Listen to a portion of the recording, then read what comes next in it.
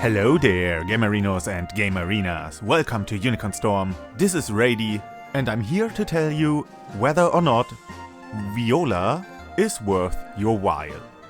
So, I am a sucker for rhythm games, and I do like me some good JRPGs, especially when I get to do a bit more than just selecting attack and staring at pretty numbers.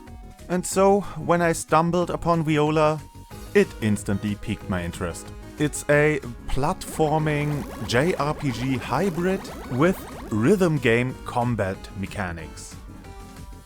You play as Viola, who is depressed because her mother just died and who learns to play the violin as a way to grieve and to keep her mother's memory alive or something like that. But her practice doesn't really pay off. So she gets angry, mostly at herself, and then suddenly gets transported to another world. A world full of magic and weird animal people, where she was prophesied to save everyone from a calamity, from a black hole. And so you'll gather a party of unlikely heroes and venture forth to save the world. Kinda like that. The story isn't very complex and the writing is, well, a bit flat. The dialogue tries to be witty and relatable, I guess, but it ends up just being a bit oversimplistic. All the time, characters are just stating the obvious, saying out loud how they feel, and there's never a real conflict in the dialogue. Everyone is just nice and polite and helpful, even the bad guys. And in those few instances where there is an actual conflict, it gets resolved in a handful of moments. It results in all the characters being pretty shallow. And the whole writing kinda reminds me of a fan fiction.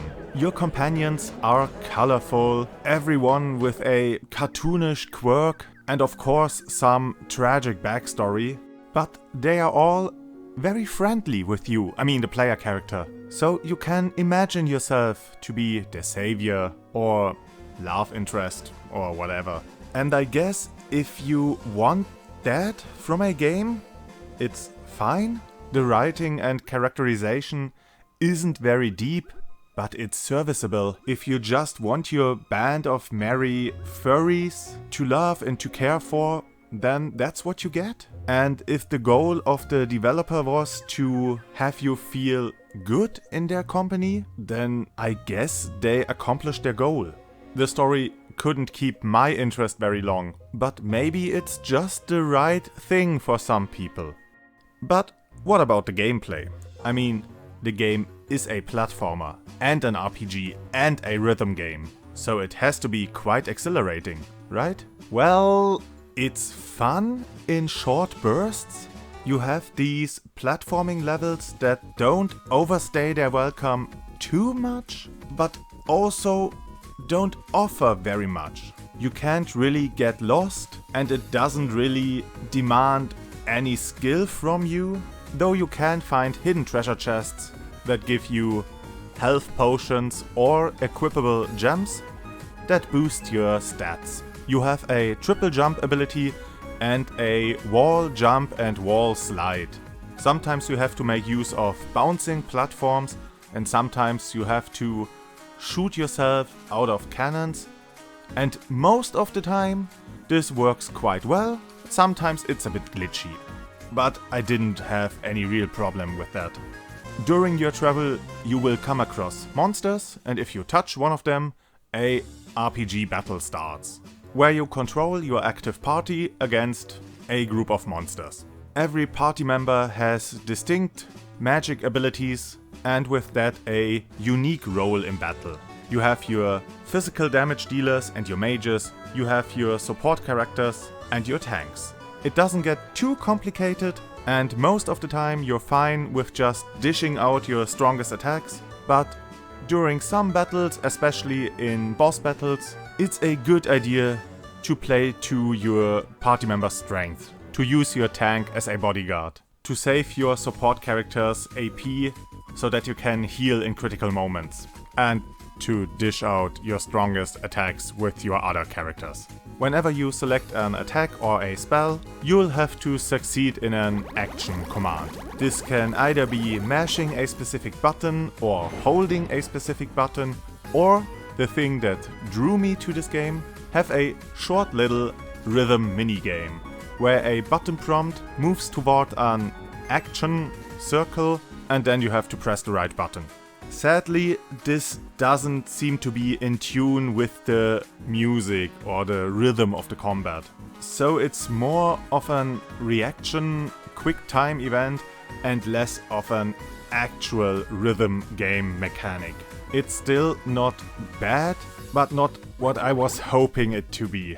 Visually and thematically, the element of music is everywhere. Trees are shaped like violins. Your party members' weapons are their instruments of choice. Every major action you can take is in form of a song, so you have to play a song to open doors, you have to play a song to fast travel, you have to play a song to save the game. Though these songs are very context specific, so you can't just run around in the wild and play a random song to see what happens, because most of the time nothing happens, because the songs only work when they're supposed to work. Can't open a door if there's no door. This isn't Ocarina of Time, this is, well, some simple JRPG with puzzle mechanics. Aside from some references to musical instruments and the like, the game hasn't much to offer in terms of visuals. It isn't ugly, it's just a bit bland. Most of the environments are empty and a lot of the objects you will interact with don't really fit in with their environment. I don't know why there are cannons flying around in the forest or the Mage's Tower or some cave. It could have been more thematically appropriate, like some gust of wind in the forest, like a spell in the Mage's Tower. Or it could have been music themed. You could have used the strings of a cello to vault yourself through the air, or maybe blow yourself out of a trumpet or something like that. There's a lot of wasted potential in this game, and it doesn't help that the music doesn't ever get really great. At worst, it's tolerable, at best it's pretty okay. So you'll never have a bad experience, but for a music game or music themed game, it doesn't hold up. There is this one boss tune I really liked, but well, you only get to hear it during boss fights. The game costs $15 on Steam, and I'd say it's a bit too high of a price. While it has at times some neat artwork and overall some good ideas and an entertaining combat system, it doesn't really excel at anything. Add to that its shallowness, and I'd say it's only worth maybe half of its asking price. So if you think you might like what you see, I'll recommend waiting for a sale. Just don't expect too much of the writing or the story, and treat it as a simple game where you can have some fun with attractive furries, while the game is trying to tell you something about overcoming depression and loving yourself and whatever. And with that, I wish you adieu. That's it from Rady. Have a great day, and I hope to see you again on the next game.